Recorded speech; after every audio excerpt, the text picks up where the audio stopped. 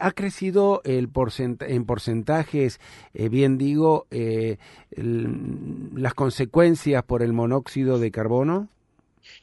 Sí, nosotros lo que vemos es un incremento todos los años. La verdad, cuando uno mira la proyección, debería bajar, y en realidad viene Ujú. aumentando, ¿no?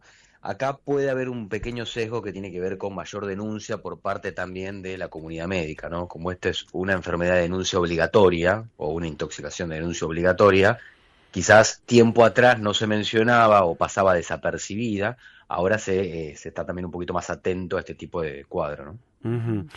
Obviamente que lo primero que tenemos que tener son los cuidados, ¿no es cierto?, con el gas. Ese chiflete que a veces creemos que por allí puede expulsar un poco el encierro, pero muchas veces no se termina eliminando, ¿no? ¿Cuáles son los verdaderos cuidados? Sí, perfecto. Esto que mencionás es muy importante, el tema de los hábitos, que quizás son la clave acá, ¿no? El monóxido es un gas que se libera por la combustión incompleta, y esto sucede mucho desde fuentes como calefones, estufas, hornallas, horno, que son muchos elementos de calefacción frecuentes que se usan quizás inadecuadamente o sin un adecuado control, ¿no? Es muy frecuente ver estufas y calefones que no se revisan nunca y que por ende pueden llegar a estar generando una combustión defectuosa, o sea, estar generando ese tipo de gas que se libera en el ambiente, o que se utilicen, por ejemplo, hornos, hornallas o incluso braseros adentro del hogar, lo cual tiene un riesgo ahí sobreañadido, porque ahí tenemos más posibilidades de tener una intoxicación. Ujú. Doctor, ¿cómo es la acción del monóxido de carbono en el cuerpo humano, ¿no? ¿Qué pasa con esa sustancia? ¿Cómo compite en la sangre? ¿Cómo lleva? ¿Qué es lo que ocurre en el cuerpo? ¿Y cuáles son los síntomas que hay que prestar atención, ¿no? Al momento de estar frente a un cuadro de intoxicación por monóxido de carbono. Perfecto. El monóxido, a diferencia de otros gases, que son gases hipóxicos, que lo que hacen es desplazan el oxígeno, como por ejemplo el gas de garrafa, Ujú. el monóxido ingresa al organismo y afecta directamente la cadena respiratoria celular. O Ujú. sea, va discurriendo por el plasma hasta llegar a las células, que tienen un mecanismo de respiración celular y lo afecta directamente. Por eso es un gas del tipo histotóxico, como el cianuro, por ejemplo, el gas Claro. cianhídrico, o sea, Ujú. a ese nivel, ¿no? Y además tiene muchos mecanismos, ¿no? Desplaza la columna de disociación de la hemoglobina, o sea, afecta una proteína que transporta el oxígeno, que la copa de las moléculas de monóxido impide que se pueda adherir el oxígeno y por ende el tejido sufre esta falta de oxígeno. Si no hay llegada de oxígeno al tejido, el tejido muere o sufre una consecuencia, por ejemplo, un infarto, por Claro. ejemplo, un accidente cerebrovascular o una convulsión. Ujú, bien. Y digamos, cuando esto empieza a actuar, ¿cómo sabemos que estamos intoxicados por monóxido? ¿Cuáles son los síntomas y es de acción inmediata? Es decir, ¿uno inhala el monóxido y es inmediato o hay, digamos, pequeños síntomas que se van manifestando que pueden dar a entender bueno, que hay un escape en la casa? Puede ser en forma aguda o en forma crónica, o sea, uno puede estar Ujú. intoxicándose en forma crónica con monóxido por una fuga dentro del hogar. Ajá. Y los síntomas tienen la particularidad de ser muy variados, o sea, van desde síntomas leves como dolor de cabeza, embotamiento, algo de fatiga o molestia quizás retroocular, hasta Ujú. síntomas más graves como convulsiones, cuadros de coma y demás, ¿no? Es Ujú. muy importante que ante la duda siempre nosotros consultemos, ¿no? Claro. Si hay síntomas que encima se comparten con los síntomas de esta época, que son los síntomas de la gripe, dolor de cabeza, astenia, o sea, cansancio, náuseas, vómitos, que muchas veces uno dice, bueno, esto será un cuadro viral, Sí, Mm, que es lo habitualmente piensan los médicos, y no se descarta monóxido, ¿no? mm. claro. Hay que entender que es muy amplio el abanico, así que ante la duda, siempre si hay una fuente probable, lo tenemos que pensar. Ese embotamiento, ¿no?, que uno empieza a sentir particularmente.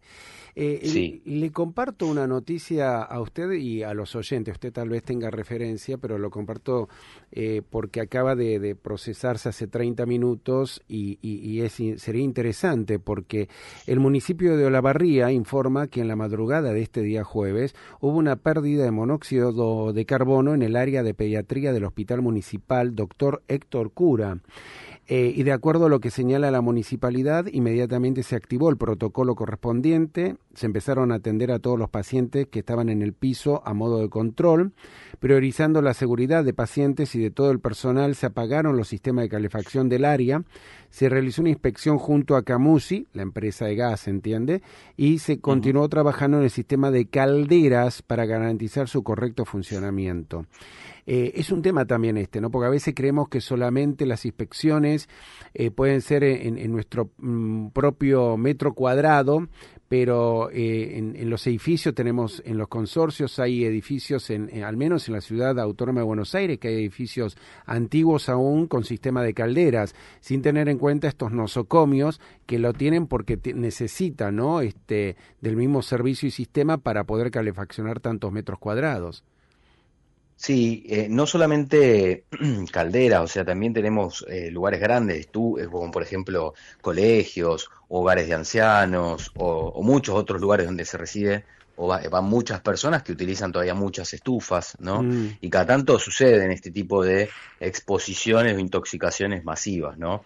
En donde hay más de una persona. Y lo más característico que pase con los incendios, ¿no? Ahí sí.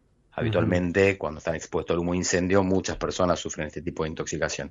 Pero es muy bueno ese dato para tener en cuenta de que sí, no estamos exentos. O sea, no es solamente el calefón que está quizás a 5 metros de donde yo duermo, lo cual no debería suceder, pero Obvio. bueno, sucede muchas veces en los departamentos de Ciudad de Buenos Aires y demás, que por una cuestión de espacio no tienen otro lugar y quedan ahí, ¿no? No es solamente eso, sino en ambientes grandes también existe el riesgo. Doctor, ¿quedan secuelas de aquella persona que inhaló, que se dio cuenta, que se salvó, digamos? ¿Hay alguna secuela que quede en esa persona? ¿Hay tratamientos a posteriori por eso? Sí, a ver, si la intoxicación que sufre es una intoxicación grave o severa, existe la posibilidad de que quede alguna secuela neurológica. Incluso hasta 240 días después de la exposición todavía puede persistir algún síntoma, sobre todo en la esfera neurocognitiva, o sea, todo lo que tiene que ver con trastornos de memoria, dificultades para la coordinación o para la ideación, ese tipo de cosas, ¿no? Eso es porque el monóxido en el cerebro provoca también una afección de las proteínas que hace que el cerebro se inflame y como que haga un cortocircuito, para explicar a grandes rasgos. Claro. Y luego de una intoxicación, algo que ya englobó al manifestarlo, pero ¿cuál sería el tratamiento, no? ¿Cuáles serían los pasos siguientes y qué pasa con una persona que en algún momento, en menor o mayor escala, se intoxicó? Bueno, lo primero es oxígeno, oxígeno, o sea, es el tratamiento ideal, rápido y barato que tenemos para poder lograr el desplazamiento de este monóxido. Después hay tratamientos más complejos como son la cámara hiperbárica, en donde la presión de oxígeno es muy superior, entonces eso genera que las moléculas de monóxido están pegadas a la proteína que la transporta, que es la hemoglobina, se desplacen y vuelvan a captar el oxígeno, ¿sí? Eso se reserva habitualmente, antes era para casos más graves, ahora la verdad que la mayoría de los trabajos están mostrando que tiene un montón de beneficios y se está fomentando incluso más, o sea, con menos síntomas ya se utiliza la cámara hiperbárica. ¿Cámaras hiperbáricas hay en pocos centros o todos los centros de salud tienen? No, todos los centros de salud no tienen, de hecho hay pocas para lo que creo que debería haber, y se tiene que hacer un pedido, una derivación, ¿no? O sea, se hace la solicitud en caso de intoxicación y se hace la derivación pertinente para que se traslade a la persona o al grupo familiar, por ejemplo. Claro. En lo que emanan los vehículos, muchas veces se enciende un vehículo, un rodado en un estacionamiento o en un garage cerrado, sin ventilación. ¿Estamos hablando de la misma combustión? Sí, perfecto. Cualquier producto que genere en realidad llama, que pueda combustionar en forma incompleta y demás, puede provocar monóxido. Lo de los vehículos es frecuente también, sobre todo en los estacionamientos cerrados. De hecho, hay incluso algunos trabajos en Estados Unidos que han mostrado intoxicación, exposición en niños que iban en la parte de atrás del asiento, ¿vieron las 3 filas? Sí. De un vehículo que quemaba mal, con pequeñas concentraciones. O sea, eso pasa por la combustión también del vehículo, ¿no? Sobre todo más antiguos. También ahí habría que ir con las ventanillas, o al menos un dedo en invierno, como para que pueda ventilarse. Y lamentablemente la mayor protección, si uno está cerca de la fuente, vamos a suponer no tengo otro lugar donde poner el calefón, ¿no? Y está en mi mismo ambiente, en el Sí. departamento, dejar una ventana a 15 centímetros en algún lugar. Eso Ujú. evita una muerte. La verdad Claro. que sí, uno dice, bueno, pero el frío, y bueno, pero es la manera que tenemos. Y por supuesto que todos los productos, todos los elementos como calefón, estufa y otros estén correctamente inspeccionados y que no se utilice ni horno, ni hornallas, ni ninguna otra cosa para calefaccionar, que eso también es un error muy común. Ujú. Y Doctor, también con los generadores. Sí, Sí, claro, perdón. también. totalmente, sí, sí. Por mi parte quería hacerle la última pregunta. Hace ratito yo le había preguntado de las consecuencias que pueden quedar, las secuelas que pueden quedar. Usted me habló en adultos, en niños es lo mismo, en embarazadas la situación es igual. No, es peor. De hecho, está dentro de los grupos de riesgo.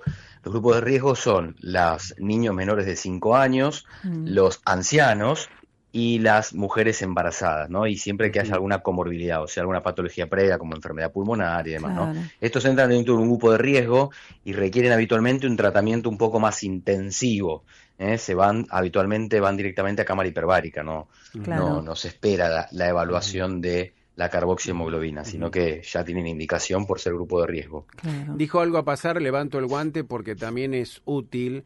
Nombró a los generadores, ¿no? Y obviamente que no solo en la ciudad de Buenos Aires, en el Gran Buenos Aires, de hecho Esteban de Echeverría está pasando muchos días sin luz, sin suministro de luz y imagino que debe haber muchos generadores.